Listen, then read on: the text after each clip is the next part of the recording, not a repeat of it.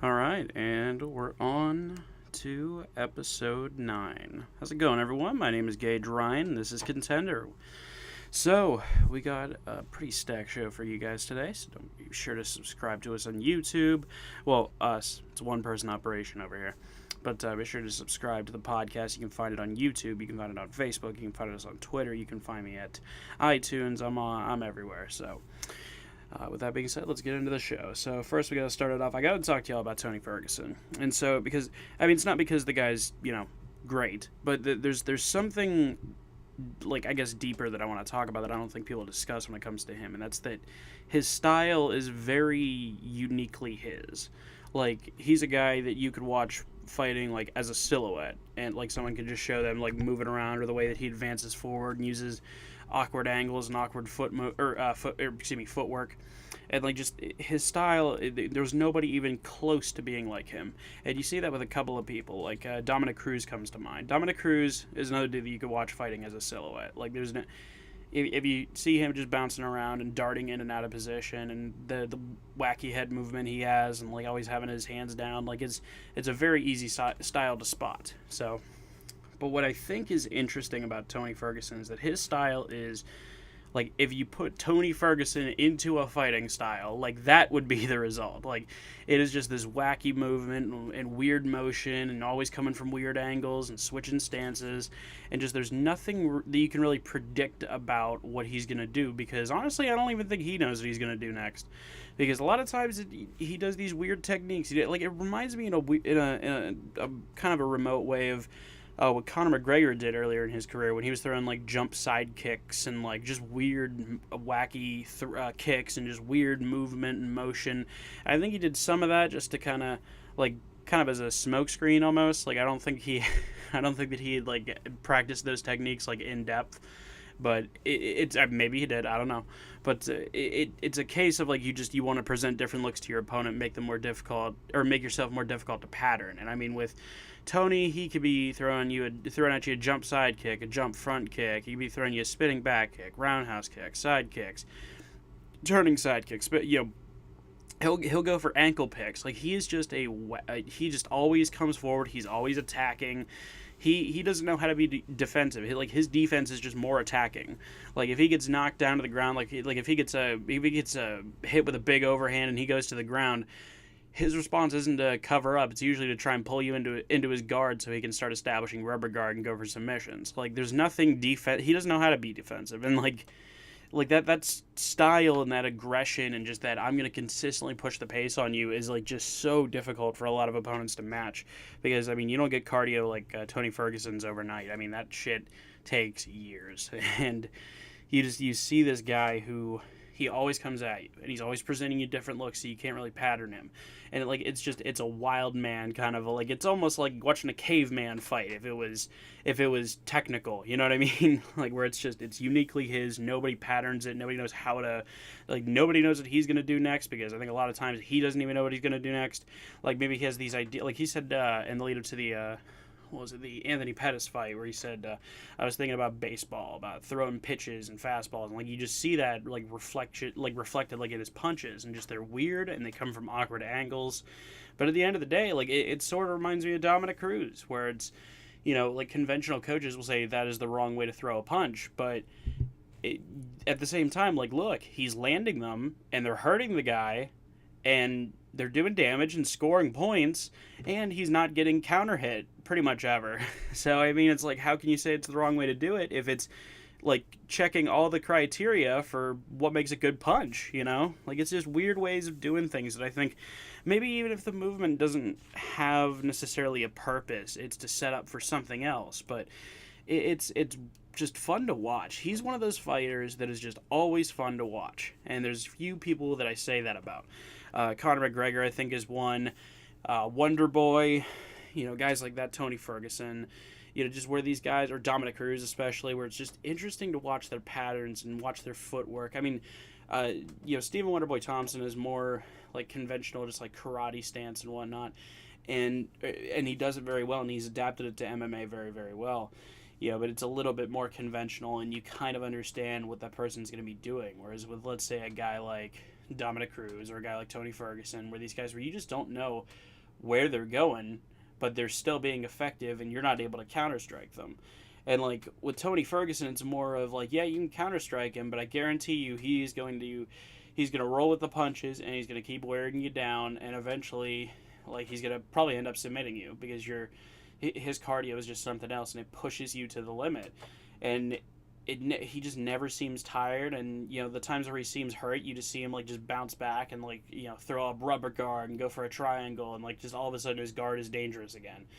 So it's just fascinating to watch him, and I hope that he comes back and he's better than ever. I genuinely wish the guy the best, and I also worry about him a little bit because not that I don't think he's not going to get better, because I very much do. I'm not worried about that. I think he's going to come back and he's going to.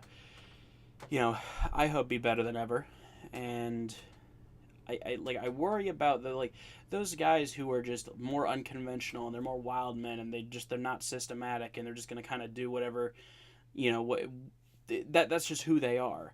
And when you take that away and they try to become more conventional, oftentimes they're never the same fighter. Well, actually, they're never the same fighter, because that one thing changes the whole formula in a way.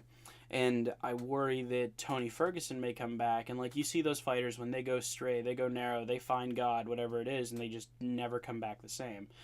And like I said, I wish the best for Tony Ferguson, and I can't wait to see him fight again. I also do worry though, is like, wait, let's say when he gets straight and when he's on the straight and narrow again, will he come back the same? And I think that's a question that I feel hasn't been answered yet. So. But I look at Tony Ferguson. It's like, is he the best name in the division? I mean, if he's not number one, he's definitely number two. And if I think it's just him and Khabib at the top of the heap. They kind of remind me almost of like Cain Velasquez and Junior Dos Santos, where they're just these two guys that are just above the rest of the division. Like there's Cain and there's Junior Dos Santos, and then there's everybody else.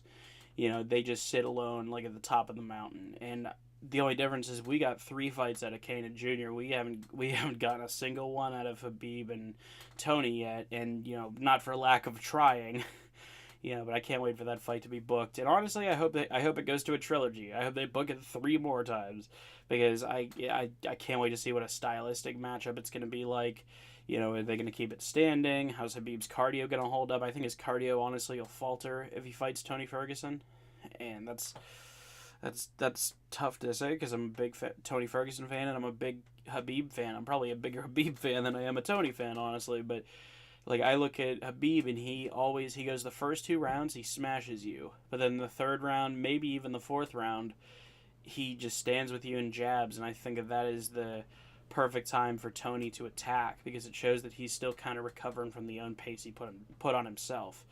And I think that Tony will take that into the 3rd round. He'll take him down, or he'll go for a leg or something, and he'll eventually submit him. Now, if Khabib works on his cardio and he does it for 5 rounds and he never falters and he never tires, then I think that Tony's in pretty bad shape. And honestly, in that fight, I think that Khabib's pretty good at getting away from submissions. Like, I don't think anybody's even gotten close to, or even. Like, I don't remember the last person that was even able to attempt a submission on him. I might be missing something from like 2 fights ago, but as far as I can remember, I don't remember anybody trying any submissions on him, because honestly, he just stands over you and pounds you. Now, Tony is able to kind of just tangle you like into a spider's web almost, where just your hands are constantly your hands are constantly being grabbed, your legs are constantly being pulled at, and like, can he sweep you here? Can he move you here? If you put if you lean over this way, is he going to be able to sweep you? He's a very tough opponent to predict, and I think that might wear on Khabib after a while. Now, I could be totally wrong, and Khabib could go out there and just smash him for 5 rounds or 1 round. I have no idea, but that's why I want to see the fight, because honestly, I just don't. It's so hard to pick a dog in that fight, but I think if Khabib improves his cardio, I think he walks out the winner. But I think if he keeps the current cardio that he's demonstrated in the last couple of fights, I think that Tony Ferguson beats him. But it's definitely a fight we got to see, and it's a fight that I hope we see more than once, because that is just it's such a big fight, man, and it's such an interesting fight, and it's, the stylistic matchup it presents you have a controller versus like just a chaotic whirlwind, and it's one that never ends and never slows down and never falters, and it keeps coming forward. So it's just always a fun matchup to speculate, and really it's the only like gigantic fight of that magnitude that I think that hasn't happened yet, outside of like what other fight still needs to happen? Like not fights that could have been made in the past, like Kane versus Fedor, things like that. But what is a big fight that hasn't happened that just absolutely needs to? You could probably name a couple, but I don't think anything is quite on the level of Tony Ferguson and Habib. But man, am I excited for that fight. And then speaking of fights that, well, this one has happened now, is Alexei Oleinik versus Alistair Overeem. And man, like that was honestly disappointing because I'm a big fan of Alexei Oleinik, just because like he's been a fighter that's demonstrated that he doesn't have the best conditioning, he doesn't have the best striking, his clinch work is meh. Problem is though is that he is an A+ gold fucking star on the ground. If he grabs you with one finger and like somehow or like he can probably like latch onto you, like he'll shove you against the cage. And he usually can take people down. He wasn't able to take Overeem down, but he usually gets people down from that position. And then if he gets you on the ground, you're probably tapping within the next 2 minutes. You got 2 minutes to get up. Otherwise, he's probably going to find a way to submit you, even if it's like side naked choking. Like he side naked choked. I think that's what they called it. Where it was a rear naked choke, but guess what? It was on the side. He side naked choked Travis Brown and had body scissors on him too to like just to cut off the breathing. It was just such a weird submission, and he's also shown just to have scarf hold headlocks. He has a ton of those submissions of those type in the UFC, or not in the UFC, in his career. But yeah, he has like I think 2 of that in the UFC. The scarf hold headlock submission. I don't know. It's a fun submission to watch too. But he also has, of course, the Ezekiel choke that everybody knows about, and it's just such a fun move to watch him perform because he's got such long arms and he's very strong. Blah blah blah. But the problem is, like I said, he can't stand very well. Like his striking is. It's not the worst, but like it could be quite a bit better, And you see him; he comes in and like his elbows are almost touching when he has his hands up, And it's just he just doesn't work the stand up game very much. And you saw that like when he's warming up and he's trying to hit pads and it's very slow and just kind of unorganized and discombobulated.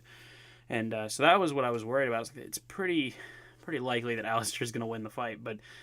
Oleinik, I mean, hey, if he gets the clinch and like can Ezekiel choke him from the clinch, or like he has the position and pulls half guard, I guess, which he's done in the past. That's how he beat Junior Albini with the Ezekiel choke, and I'm sure he's done it before. So that's like one of the ways that he was able to submit a lot of people was by setting up the Ezekiel choke from the clinch. So. But then you have Alistair Overeem, who's just a chaotic, whirlwind of a striker who, I mean, he's like the glass cannon of MMA. Like, what is it? The Montage King said he was like the glass cannon of MMA, and really that's a good way of describing him. Like, he can knock anybody out if he connects, but the problem is that if anybody touches his chin, like, he always seems to just fall. He just doesn't have a very good chin. And so, when you look at Alexei Oleinik, he does have KO victories, only like 6 or 7, and he has like 54 wins total. So not very many, but he does have them, and he knocked out Jared Rosholt, I don't remember, but he knocked him out, and like he's thrown some big haymakers, and he connected on some really good shots against Travis Brown. So you're like, yeah, maybe, like that's like one of Alistair's problems is that eventually he just kind of succumbs to the pressure, it seems. That's what happened with Stipe. That's what happened. That's what happened with a good amount of his opponents. That's why I was shocked that Mark Hunt didn't put him away. Feels like he would have, but Mark's at the end of his career, so it just is what it is, I guess. Mark's still a legend. But going into that fight, you're like, okay, can Alexei get the clinch? Can he get the takedown? He got both and couldn't do anything with it, and then eventually Alistair finishes him. And just like that striking was just so barroom brawl-ish. I don't know. There was such awful technique on display, mainly from Oleinik, but honestly, it seemed like Alistair's punches half the time weren't that much better. It seemed like he was just kind of swinging, hoping to catch him. And I mean, you see that a good amount in heavyweight, and sometimes light heavyweight. It just seems like it almost seems like just more of a brawl because both guys seem like they only have 1 or 2 rounds in them before they're just completely faltered by that point. But I don't know, and I guess we'll see what happens with Alistair from here. I don't think he gets a title shot quite yet. I think you put him in there with, like, Curtis Blades again, maybe. No, I don't know about Curtis Blades, but, well, maybe at the same time. Like, if Curtis Blades beats Alistair, then maybe he fights, well, I was going to say Ngannou, but he already lost to him twice. You just throw him in there with, like, a top five guy at that point, or like a top 3 guy. Give him a big challenge, see if he can rise to the occasion. Which I want to see what happens with Curtis Blades, honestly, because Curtis Blades he's just like, he continues to, like, push forward. You know what I mean? Even whenever he takes a hard loss, like both his KO losses to Ngannou, he just keeps coming forward. He's just like Michael Bisping almost, where he learns from his losses. He comes back better than he was the fight before, and he usually puts on a dominant performance after he loses. So it's always fun to watch Curtis come back from adversity. And so I wonder, like, okay, do you give him another quality opponent? I think you do. I don't think you give him, like, maybe a top 15 guy. No, I throw him in there with someone that's good. Because at this point, like, he's had a taste of what it's like at the top, and I wonder if he'll be able to rise to the occasion if he gets another attempt at it.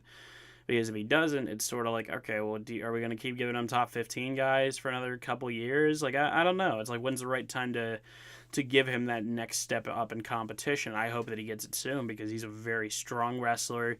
His striking is getting better. His conditioning is improving. Well, I mean, not improved, but, like, it's solid, And, like, his ground and pound is ferocious. He's got great takedowns. Like, it's just, there's something to see when he fights, because he's a guy that just continues to build. And it reminds me, like I said, a guy like Bisping, for instance, where it's just he always seems to come back. And he's also a dude you can't really count out in a fight. Well, maybe not so much with Blades, but I mean, Blades doesn't struggle with adversity very often. He's won damn near every round he's had in the UFC. And I mean, most of the guys, he just ground and pounds into the mat. You saw that with the Alistair Overeem fight in the 3rd round. Everybody's like, oh, it's going to go to a decision. Then all of a sudden, he just unleashes some wicked elbows to Alistair, and like 5 or 6 of them unanswered to the head. They were rough to watch. So, I mean, he's definitely got ferocious ground and pound in him, and that's why I look forward to seeing him fight, because I'm a big fan of ground and pound as well. That's why I'm a big Chael Sonnen fan. That's why I sometimes enjoy watching Brock Lesnar fight. Daniel Cormier, obviously. Khabib Nurmagomedov, this big ground and pound artist I'm always a big fan of. And so I love watching him fight.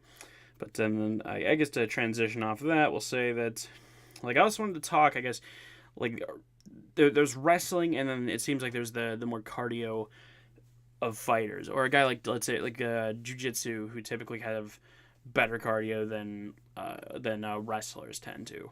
If you take a wrestler and you throw him a jiu-jitsu guy, like, it can go a couple different ways, but it seems like if it goes into the later rounds, the jiu-jitsu guy usually ends up submitting the wrestler. And of course you can find examples that contradict that, but by and large it seems like that's how it goes. But it's one of the things that, like, cardio versus strength. Now, you take Tony Ferguson, you match him up with, let's say, Kevin Lee, like you saw in the fight. I mean, that's exactly how it was going to go, where you look and go, okay, you have a really strong and powerful wrestler versus a dude who just never gets tired. Who's going to be ahead come the 3rd, 4th, 5th round? Tony Ferguson. And Tony's a great finisher, and he's a great submission artist. So, I mean, that's kind of just how it was bound to go. And that's like, can he get to him early? He could, but I doubt it. And I mean, they both rocked each other earlier on, but, like, I guess my point in saying this is that I think it's been shown time after time after time that just cardio is just I don't know if I want to say it's the most important thing, but it's definitely one of the top 3, if not 2. It seems like just if you are better conditioned than your opponent, you immediately have a pretty big advantage, because if the fight goes into the deeper waters, a lot of guys are going to falter. And even the guys that don't falter are still not in as good of physical shape, likely, for 5 rounds as you are. So you're still at an advantage, just not as much. And, because you're so used to that 5-round, that 5-round or 3-round, type of environment, you start to learn things that your opponent does, like how their strategy switches up, like come the rounds, or maybe they start dropping a hand, blah, blah, blah, blah, blah. So I wonder, like, you have the fighters on top. Like, it seems like pretty much all of them have conditioning. Robert Whittaker's pretty conditioned, although, he's always injured, it seems. But Habib always, has pretty decent cardio. Tony Ferguson, Cain Velasquez, who's, in my opinion, the greatest heavyweight of all time. It just seems like those those cardio guys just tend to do better.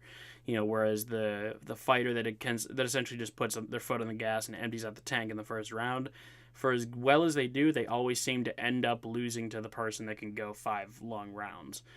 You saw that Francis Ngannou and Stipe Miocic especially. Like, we're just that first round, yeah, he can knock your teeth into outer space, but at the same token, he'll knock your fucking decapitated head into outer space, I should say. But at the same token, past that first round, you're going to start to struggle. You saw that in the Khabib Nurmagomedov-Conor McGregor fight, where eventually just the constant pressure and the constant takedown, attempts and the constant grind and pound just got to be too much for Conor. And eventually he taps out. So I feel like cardio is just the most important part, and oftentimes it's the most overlooked part, especially with heavyweights, who just, I understand heavyweights, they're more glued to the ground than other fighters. They can't bounce around nearly as easy as, let's say, a lightweight or something like that. But at the same token, though, it just seems like a lot of them just have one round and that's it. But I don't know. And so I guess to then transition off of that is so Invincibility is something else I wanted to talk about when I for this particular 40 minutes, because I think you look at the fighters that are on top and you see them here's what you see with a lot of fighters is when they lose a fight, they come back and they're trying to sell you on why now they're the best fighter in the world.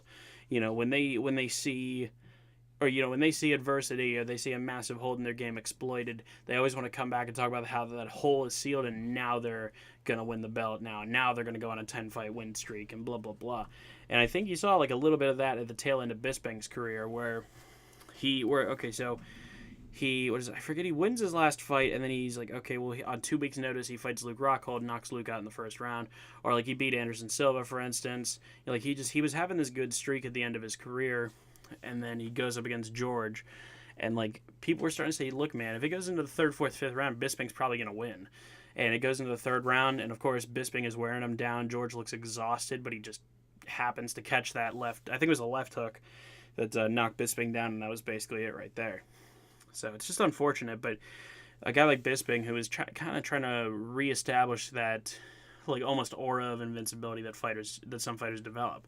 You saw that with Anderson Silva until Chris Weidman came along, and then he was just never the same. Some fighters bounce back from that, and some fighters rebuild that. You saw with Tony Ferguson, he was a guy who was supremely talented, but he was having his losses and having his difficult moments. Then all of a sudden, bam, he goes on 11-fight winning streak now, and a lot of people wonder who's going to beat Tony Ferguson. There's just a time where it clicks, and sometimes fighters get that, and sometimes they don't, ever in their career. And it's just a bunch of back and forth, and the record maybe turns out 19 wins, 12 losses, 19 wins, 13 losses, 15 losses, or whatever have you, where it's almost 50-50. And oftentimes I've found that if you accept that you need a big if you need a revelation, oftentimes they happen. If you acknowledge you need a revelation, oftentimes they'll happen. And just sometimes I think fighters maybe just don't accept that, or they always think they're in control when in reality they're not. And that's what I love about Dominic Cruz, actually, is that Cruz has always been a dude that just straight up says, look, I'm not in control of any of this. I don't know what's going to happen, but I'm going to do my best, But he's a guy who's I don't worry about things I can't control, and I can't control X, Y, Z, so I'm not going to worry about it. He's a guy that just only focuses on what on him and what he can control, and just doesn't worry about anything else. So I think that makes him a pretty dangerous opponent, and I think that, and I do believe that he'll come back. It feels like he's been out a lot longer than he actually is. It's been about 2.5 years. But really, that's not a super amount of time. He's losing years for sure, but it's still not. It's not like he's coming back after 7 years off the couch. He's been training. So I feel like he's gonna come back, and I feel like he's gonna do really, really well. And I happen to think he'll win the belt again if he can make it there without getting injured. Which I'd love to see. But now that T.J. Dillashaw has been shown to be a cheater, if it wasn't clear already, okay, so can we say that Cruz is the greatest bantamweight now? Is there anybody else that wants to make any other arguments? Uriah Faber, Cruz beat him twice, Joseph Benavidez, no, Cruz beat him twice. This is one of those things. But I would have loved something I would have loved to have seen. Just now, since we're on the topic of Cruz, is Cruz versus Aldo. I think that would have been a real cool fight. Like have Cruz go up to featherweight, have him not worry so much about the weight cut and see how that affects him. Maybe he decides he likes that better and goes after Max Holloway's belt or something. That'd be cool to watch. But just where you have Cruz, who just it's so hard for you to pattern him. Like it's so hard just to understand where he's going, and just he continues to hit you, and you just can't seem to hit him, and you're running out of energy, and he just seems to have a full tank at all times. Maybe not a full tank, but he never slows down, and it's just one of those things, man. Where what are you gonna do about it? And I feel like Aldo, as good as he was and good as he still is, make no mistake about it. But even when he was the invincible Jose Aldo, who was undefeated for a decade and blah, blah, blah, like, I still feel like Cruz probably would have gotten the better of the exchanges. I feel like Cruz probably would have beat Aldo. But that would have been a fight I would love to see. I still would love to see it. I mean, it's not like Aldo's done, not by any stretch of the imagination. I mean, he took 2 hard losses to Max Holloway. I mean, that sucks, and I mean, no disrespect to Max. I mean, Max is... I say he's the greatest featherweight of all time. I really don't think that anybody tops him. And the only person that you might say is Jose Aldo, and well, Max beat him twice. So look at it like, okay, we're really, who else is there? Conor, I mean, he beat him pretty early on. I mean, it was a solid victory, but I mean, come on, we're not talking about the same Conor McGregor, and we're not talking about the same Max Holloway. I think they would have to rematch, and I don't think they ever will. And I don't know, that sucks because I think it's a great fight, but it's not like the barn burner pay-per-view shattering or pay-per-view record shattering, idea that maybe they would go with, like, let's say a Khabib and Conor rematch or something like that, which is why I don't think it's going to happen, unfortunately. But I don't think Max and Conor is happening, just for the record. I think Khabib and Conor are going to fight again. I think that's probably going to be the fight that gets made, is the rematch after the Dustin Poirier-Khabib fight. And yeah, I think that Poirier loses to Khabib, and it's not because I don't think Poirier's not good or great, because he is. It's just, Khabib is Khabib, and I don't think there's really anybody that can stop him outside of Ferguson or Conor. I think like those two guys are both they both could beat him. I don't know if they will, but those are the two guys that in my mind really have any chance of beating him, are Conor and Tony. And I mean, Khabib went out there and dominated most of the fight against Conor. So I mean, that wasn't typical Conor McGregor, and I don't know what the hell happened to him, but his timing was so off, his readings were so off, and eventually he just wore down. I think that if Conor gets good conditioning, and I'm not talking about typical Conor McGregor conditioning where he lasts 2 rounds and then falters. No, I'm talking about like if he can go 5 hard rounds and he has his typical timing, I really think that you see a different fight. And maybe Conor wins or maybe he loses, but you definitely see a different fight.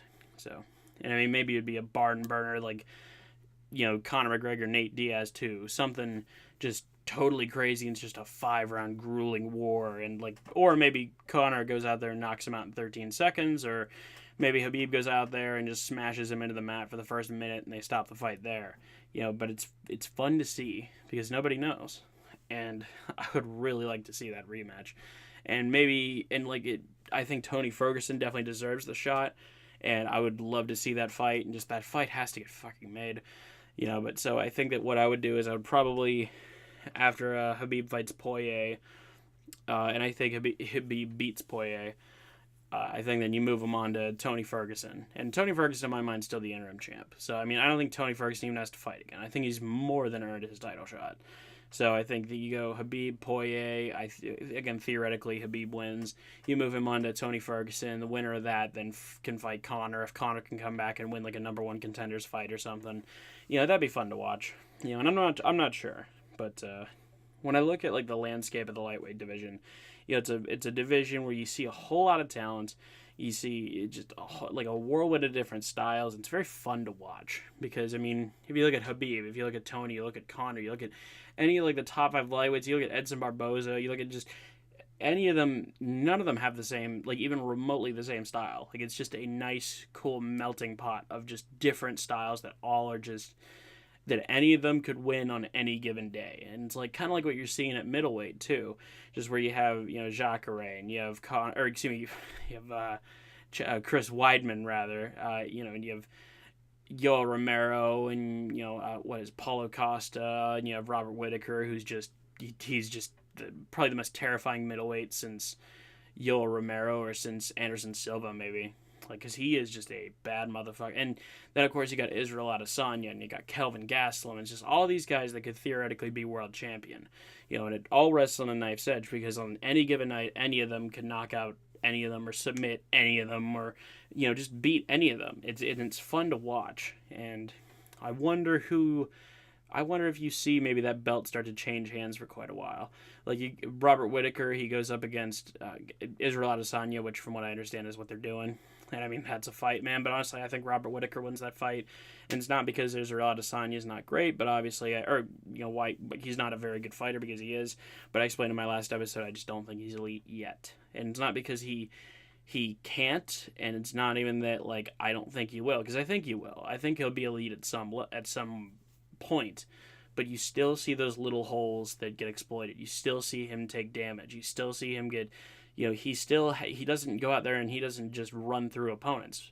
Every fight seems to be a back and forth. Well, I mean, like, he's had solid wins, don't get me wrong, but, like, if you saw in the Derek Brunson fight, especially, or was it Derek Brunson? I think it was Derek Brunson, but, if you saw in that fight, it was really only one person showed up. And that's unfortunate, and, all due respect to Derek Brunson, but it just, you don't quite know how good Israel Adesanya is yet. And I think that he'll show, like, his full potential within the next, let's say, couple fights. But so I think that Robert Whitaker wins. But then who do you match him up with? You don't match up against Yoel again. I've seen that. Been there, done that. I'm good with it. But then you could throw him in there with the Weidman. You could throw him in there, with Jacare. You could throw him. There's so many people you can throw him in there with, and just all these guys can interchange. And you see that diversity growing. And I love that. And I think you see that also at welterweight. You got Jorge Masvidal, you got Ben Askren, you got Tyron Woodley, you got Robbie Lawler, you got Kamaru Usman. You have all this top five of just killers, man. And I mean, then you also have guys like Damian Maia, who are also just killers, and just it feels like this is the best age for, like, the top fives of a lot of divisions. You know what I mean? You see even a little bit with strawweight. Where you see Jessica Andrade and you see Rose Namajunas, and, like, you see these contenders that are coming up, man. And, like, even the fighters that you see on the pre-card, or, like, on the what do you call it, the pre-show, like, they still, or not the pre-show, Jesus Christ, the TV fights. I don't remember. I'm losing my vocabulary right now. But like the TV fights, for instance, like, those fighters are improving greatly, man. I think you're going to see a big explosion in, maybe not explosion, but you're going to definitely see, like, the emergence of several elite fighters at strawweight here within the next, I'm going to say, couple of years. And that's really, I can't wait to see that. And so I think that, well, I'm going to knock out one more topic here because I got another about 7 minutes on the clock. So I also want to talk about Anderson Silva and Jared Cannonier. And honestly, I'm kind of worried about Jared Cannonier. And it's not because I don't think Jared Cannonier is good, or because he is. He's very, very talented. And you saw in his last fight especially, just a great performance. But Anderson Silva has been showing that, like, he's starting to get into a groove when he fights. And I think that if Cannonier just stays on the outside and doesn't commit and doesn't do anything stupid, I think that Jared is likely to win. But I also wonder if Anderson is going to realize, like, I wonder if he's in the process of changing his style, I guess, to more fit for people that are going to try to outpoint him. You saw that with Anderson, like, he kept trying to get Michael Bisping to commit or to try to take a step in too far, but he just seems like he gets outpointed every time. And it's not that he can't finish the fight, anymore. And it's not that his timing isn't great, because it is. It's the fact that he just seems to have troubles when people just don't commit and when they outpoint him. So if Anderson can, I guess, cover that hole, I think he can actually get a pretty good string of knockouts, because his timing is still very good and his readings are still very good. And the hand movement, all the confusion, and the crazy movement that freezes people up, like, you still see that.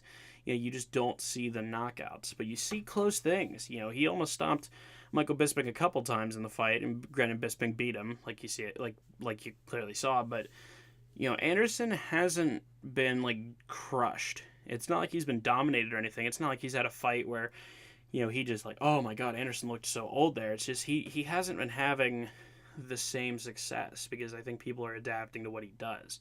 Again, it's not that he's not still great, because I think he still is. That's something that a lot of people are going to disagree with. Like, it's just nothing like he used to. But no, really, like, watch him move around, watch him, throw punches, watch the angles he throws things at, watch his footwork, watch like the crazy moves that he throws, like that he crouches down and like throws the elbow up. That's how he knocked out. Damn it, it's like starts with a T. I can't remember his name, but that was way back in the day. But like that was a crazy elbow. It just, you see all these weird things. Like, he does all of them still. You see the hand movements, and you see the hand motions, and you see him, try to freeze people up, and you still see all that. It's just that people don't commit as much to it, or to him, like, and they're not trying to throw knockout shots, and they're not trying to press forward, and they're not trying to get into a slug fight with Anderson fucking Silva. So I think if Anderson learns, I guess, how to press more, if he learns, like, if he kind of adapts his style to, okay, I realize that people aren't going to commit to striking with me. They're just going to try to outpoint me. So if I can find a way to knock people out, while I'm advancing, because you notice a lot of his knockouts are counter strikes, or they're when his opponent is trying to press forward. You see that with Vitor Belfort. You see that with Forrest Griffin. You see, like, just all his classic knockouts are just him counter striking, and people just don't give him that opportunity, and they stay on the tail end of their jab, and they stay with the leg kicks, and they see with some up high stuff. And like Israel Adesanya, really, he showed a lot of grit and a lot of determination. He showed how good his timing is, but at the same token, he didn't overcommit to Anderson. He still rocked him a couple times, but Anderson hasn't been out of any particular fight really, since his quote unquote glory days. So I think that I think people need to give more credit to Anderson. I think he's doing pretty well right now, actually, just given the circumstances. But I don't know. If you guys disagree with me, that's cool. I would love to get extra opinions on it. But honestly, I think Anderson's still okay. And like, I don't think he hasn't really taken a lot of damage. Like, even the punches that he gets hit with, even if he gets hit square with a lot of punches, he rolls with them. And so he's not taking, like, that's why you can see him with his hands down and all that. And I think that also, like, another thing to mention is that, like, when you see him play his little games on the cage and all that, people used to commit, and then they used to get counter-strike, and once people stopped playing his games, they're like, no, we're going to back off, and we're going to let you come back to the center. That's when you saw, like, these drastic changes, and you don't see him take a lot of momentum. So I think that's, I got another couple minutes here, so I guess I'll bang out one more. I want to talk about Askren and Usman, man, because I want to see that fight. I'm not even going to lie. Like, I understand that Askren, like, he needs another quality win or two before you give him a title shot, but man, I'd be lying if I heard that that fight was booked tomorrow, Usman versus Askren, that I wouldn't be excited, because I would love to see that fight. And like, I wonder how it goes, man. And like, I think that Ben Askren wins the belt. I really do. And it's not that Usman's not good or great, because he is, and he's got great conditioning, and his striking's pretty solid. But I just feel like Askren would go in there and do what he does. And you saw how durable Askren is in the Robbie Lawler fight, where he just took just so much punishment, and he just kept coming forward and eventually choked Robbie. It was a crazy, crazy fight. And then, like, there was no point where Askren didn't look like, okay, I just got to find the rest. Like, he never looked concerned. And, like, he just kept fighting and fighting and fighting, and eventually got to where he needed to go and choked Robbie. It was crazy. And it's a case of, like, really, okay, does Kamaru Usman think that he can top that in some way? Because honestly, I don't think he can. I think there's certainly fighters that could put that type of pressure on Ben Askren, and obviously if he ever rematches Robbie, that's a significant possibility. And so I'm not saying that nobody could top that, but at the same token, it's like Kamaru Usman isn't known for like his vicious beatdowns. He's known for a lot of 5-round decisions, and that's fine because you're getting the W, and who gives a shit how you got it. The whole point is who won the fight, But at the same token, though, like, he isn't known to have this vicious, ruthless knockout power, blah blah blah. And he's got power, don't get me wrong, but it's not Robbie Lawler power. So I wonder, like, really, is Usman going to be able to just control Ben Askren for 5 rounds? And honestly, I don't think he does. I think Askren is just flat out better on the ground. It's not because Usman doesn't have great ground skills. I just think it's because Ben Askren is that goddamn good. And I think if Usman and Askren fight 3 times, I think Askren wins at least 2 of them.